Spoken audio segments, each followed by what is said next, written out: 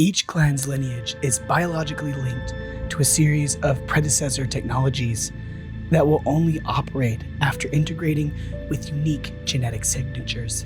No proxy, dead, or decaying material, or even grade 1 synthetica copies can unlock clan-sequenced relics.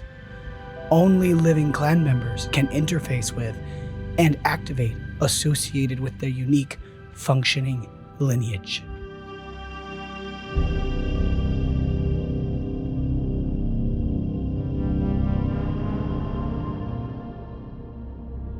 Hello, and welcome to Havran.Digital. I'm Seth. This is a video series about the Project Morningstar universe and lore, split into different parts because there is just so much story packed into this book.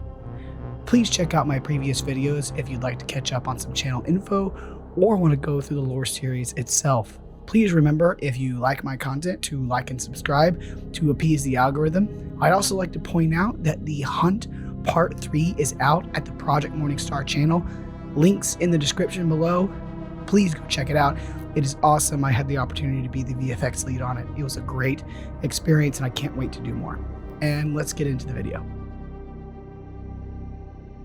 So the book, for the next several sections, starts splintering into different sections about the specific planets within the Exacore and their political structures, cultures, and the dynamic role they play in the hegemony as a whole. For the sake of brevity, I've condensed this down quite a bit, but it's still a lot of information to process. It's somewhat reminiscent of Tolkien and his description of a hill in the Shire for about 3 different pages. But that's what makes great storytelling to me: endless amounts of detail for lore and especially immersion into the universe. Proteia and the founders. This section gets really deep into the political and cultural lore about Proteia and its founders. The founding clans of Proteia are apparently about as pure as they can get when it comes to human. And yes, every system in some part in the Exacore claims this. Jove, Cantor, all of them claim to be the original system where humanity is from, and their lineage is the true lineage. But apparently Proteia can at least claim that they are correct when they say that their genetic makeup has not drifted that much, spanning the tens of thousands of years they have existed. The book reads, "The clan's claims are not without merit. Their genetic continuity and stability of the relatively isolated Protean population predates all certified records of the Wanvath underwriting, the foremost actuarial authority in known space." So because of the potential of some genetic bottlenecking due to isolation, they could represent a form of humanity that is closely genetically of humans on Earth. The book continues to talk about some of the words or time periods that we don't have any context for, but sounds super cool and interesting, like the Age of Captivity, which I don't know what that is, but again, it sounds super interesting and I'd love to find out more. Hopefully the book expands upon that in the future or in later chapters. And this focus on lineage and genetic ancestry plays a role in the first sentence I opened up with from the book. Ancient tech being passed down from generation to generation, only being accessible to a privileged few, those few being the genetic dynasty that is the clans of Proteia. A little bit of Isaac Asimov inspiration there. But I imagine this situation is not unique to Proteia, but to any and all magnates, the aristocratic class within the hegemony.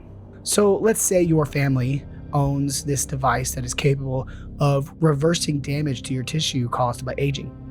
And it allows the user to basically reverse their age and extend their life significantly.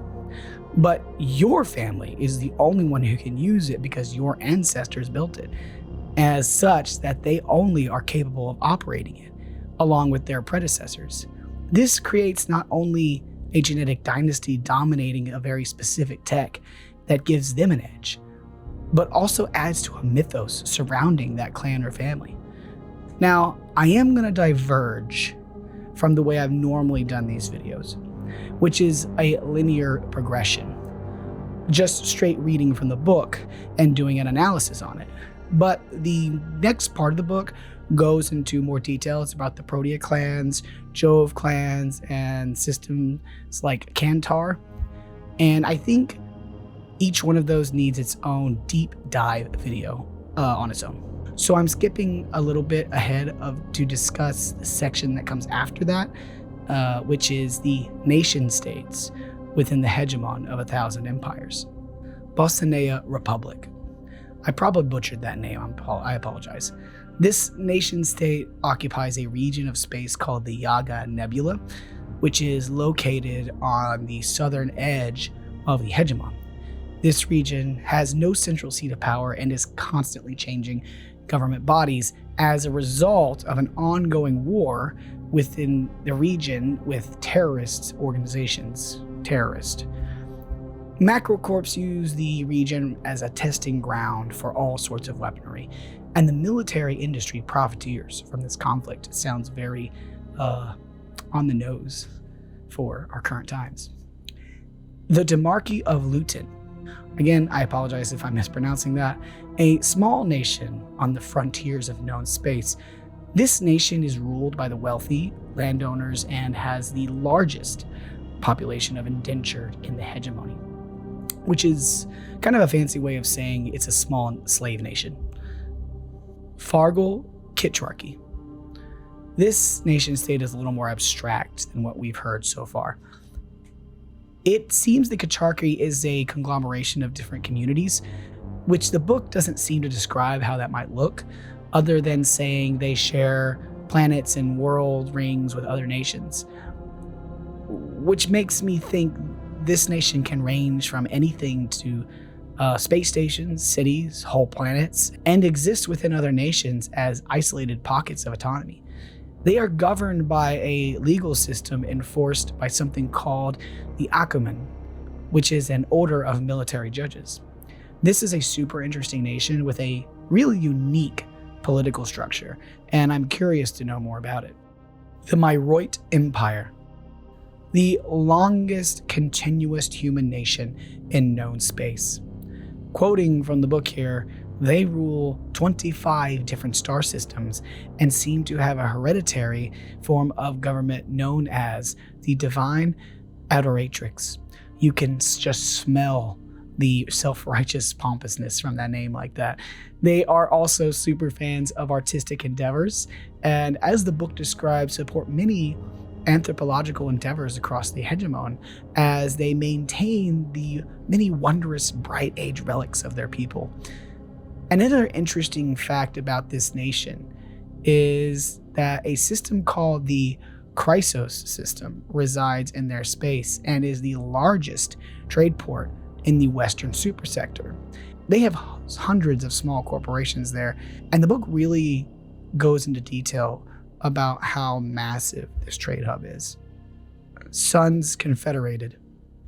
Now this one is super fascinating because it gives us a glimpse into the relationship between the hegemon and corporations and how fluid that relationship is.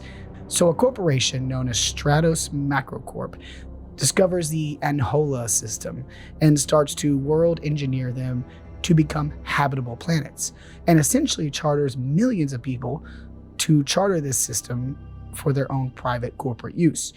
Somehow, a rebellion starts and pops up within the populace and continues for 50 fiscal cycles, and eventually a representative of the Angola worlds comes to Proteia and negotiates to be recognized as an independent nation. This forces Stratos to give up its claim on the world, and its stock price plummets. This confederation is also apparently aggressive towards its neighbors and is often fighting with them. This says a lot about the corpo-sociopolitical dynamics within the hegemon of 1,000 empires. For one, it says that the corporations can, in fact, be told no. You can't do this.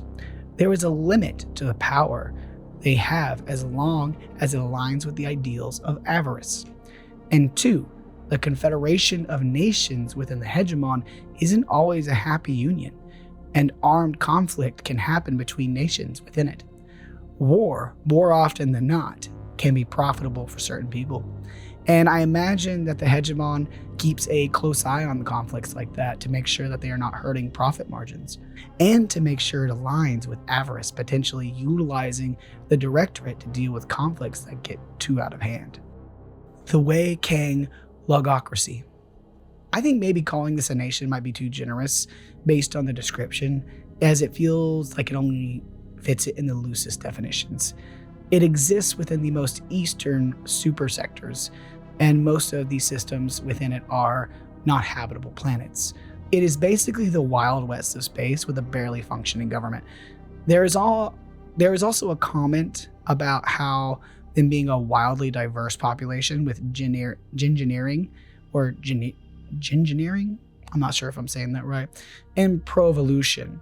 And the book continues to describe this place not only as providing ships, but a workforce for the Vela frontier. And there is speculation as to why or how they have not been reclassified as non-human for being too deviated from pure human. This is where the book ends, its description of nations. I'm sure there are more, and maybe even more to be written about within future editions. I find this section super helpful, again, in understanding how the political climate of the hegemon works. It's just a very nuanced system of governance, with a lot of ability to create all sorts of fun political intrigue, whether that be through storytelling animations and films, tabletop RPGs, or good old-fashioned tabletop wargaming. The next section of the book gets into the non-hegemon states and kind of segues into colonial expansion, and I want to save that for the next video, as I think it kind of ties into the overall theme, which is more exploration of their cultural identity of the hegemon and just more mechanics of how it works as a unified form of government. But I do want to end with this excerpt from the book because it's just so dang cool. It's a description of the fighting force of the Myoit Empire. From the book it reads, "The proxy legions, also known as the Exacore, make up the elite fighting forces of the Myoit Empire. They are template humans or clones grown from the cellular remains of the heroes that built the empire hundreds of thousands of years ago. The hegemon technically refers to the Exacore as near human, but this is only for legal purposes, as proxies would never be allowed to be manufactured in such numbers and to such lethal capacities.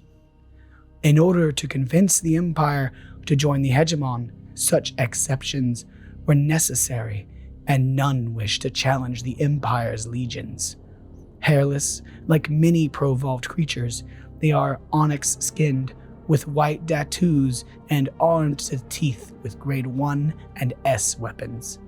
They operate small, mobile teams that perfectly coordinate with one another to accomplish their tasks. The Myoit trust in their legions completely, and the Exacore have never rebelled despite the directorate scrutiny of proxies in the field." So much to unpack from the Empire, letting these clear violations of their ethics slide, to this fighting force being so efficient. This fighting force being so efficient that they deemed it wouldn't be in their best interest to even fight them. Really just a lot to sort through just with this little excerpt. But I want to know what you think. Let me know in the comments about your thoughts on this. What does that mean for the hegemon's political structure? Would you play them if they were offered as a tabletop army?